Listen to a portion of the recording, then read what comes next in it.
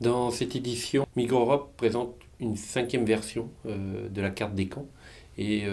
cette carte des camps s'attache à recenser l'ensemble des lieux de confinement qui existent à l'échelle de l'Union européenne, mais aussi dans les pays voisins de l'Union européenne, dans le sens où les États de l'Union européenne ou la Commission européenne elle-même financent ce type d'établissement dans des pays voisins comme la Turquie, l'Ukraine, voire le Maroc ou l'Égypte. Voilà. Et donc ça nous paraît important de pouvoir montrer